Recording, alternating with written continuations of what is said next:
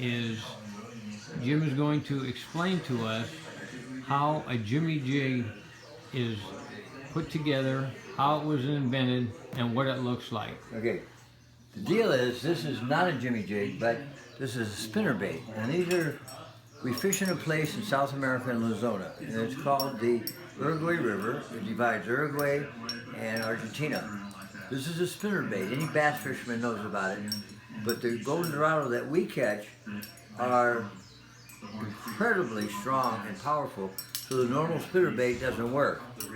The Jimmy Jig that I have developed is like this part, a jig, and then we put rubber.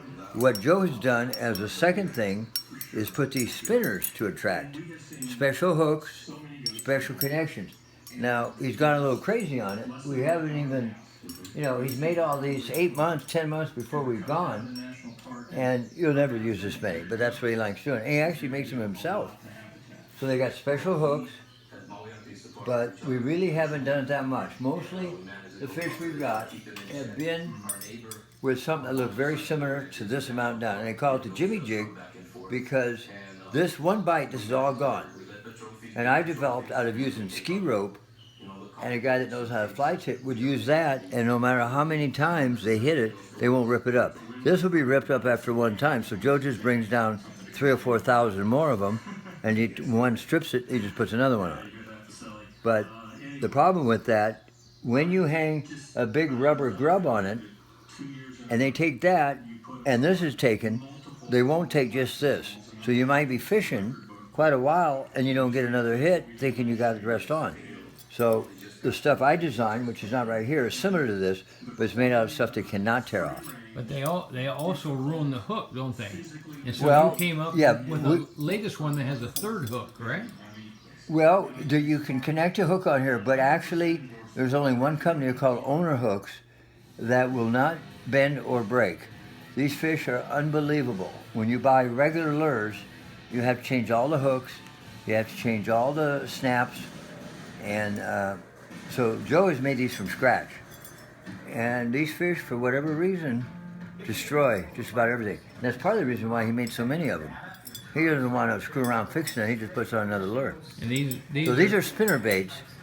This would be like the Jimmy Jig. He doesn't have one of those here because that was my deal. This is his deal. This is specific weight for what fish and where at? For golden dorado in South America, Argentina, and that's the only place they are.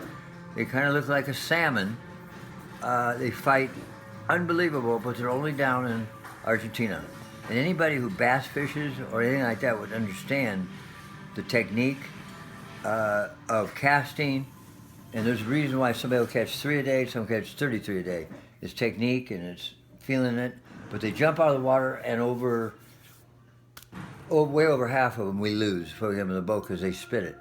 And the place that you go is called Luzona, right? Luzona is a lodge. It's a little tiny town, little area, and it's up by a dam that divides Argentina and Uruguay.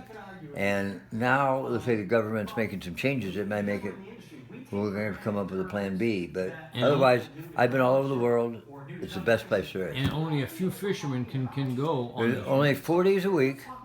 It's Friday, Saturday, Sunday, Monday. And it's, you stay at one lodge, they allow 2 boats and 3 people per boat. That's it. From about 700 yards down from the dam and the whole river by the dam. So, a little pricey in that, but there's nothing like it in the world. And you and Joe have to book this years in advance, right? We book a year and a half. We kind of tie up our places because opposite season as the States. It's December, January, February is like summer when it's our winter. And so it doesn't get dark till about 9:30. It's warm. The rivers may not be high. We're pretty much guaranteed good fishing. So this is what he's doing because we have the stuff of conventional that people buy and use doesn't really work. We've got this. We've been doing it for over 15 years. Best place in the world, absolutely. And so now you have got an insight into what is called the Jimmy Jig, Luzona, and Dorado, the golden best dorado in the world. Yeah. The best in now, the world. most people think of dorado, there's a saltwater fish called Dorado. They also call them mahi-mahi, which you'll see in a restaurant. They call that in Hawaii. But the Dorado, the mahi-mahi, the dolphin fish are all saltwater fish. They have nothing to do with the golden Dorado that we catch.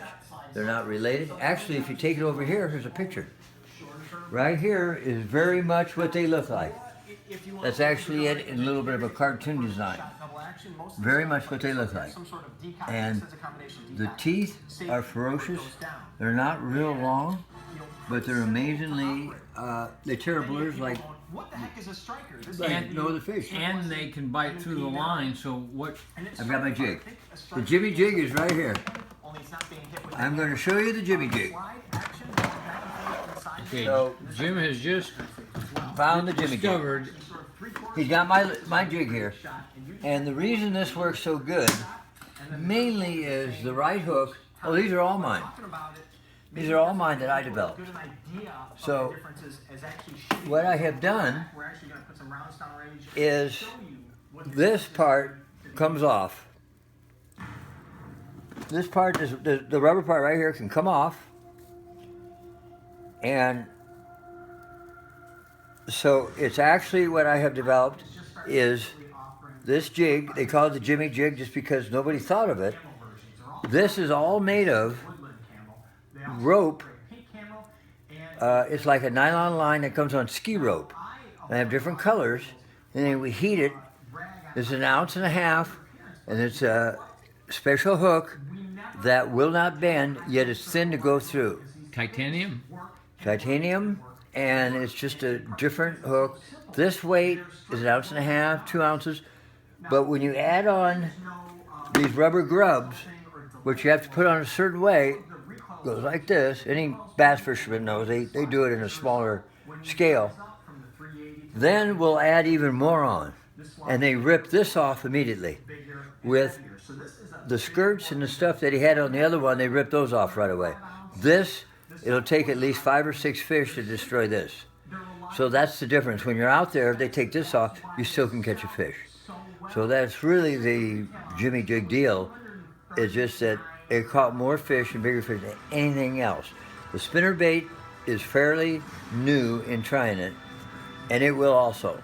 But the conditions of this, we can use in deep water, shallow water, and in current, it'll work itself. And because they're one hook, believe it or not, as opposed to a treble hook, your catching is much stronger, much better. So now I'm working on a devised way to have this swivel so that when they have it in their mouth and they go to kick it out of their mouth, instead of all the weight releasing it out of their mouth, that little swivel will work for them instead of throwing it. So you have to hook them so hard to sink that hook. I broke 3 or 4 rods just from overhooking them. But it's all about the fish. And so now, ladies and gentlemen, you have seen the real Jimmy Jig. And if you're watching this video, you are a selected individual, because Jimmy from Jimmy Jig has got multiple patents around the world for, yes, you guessed one it, bite, they ripped this off. This is to make it look like a little eel. 1 or 2 bites, all that's gone, but not this. This was the part that was the savior.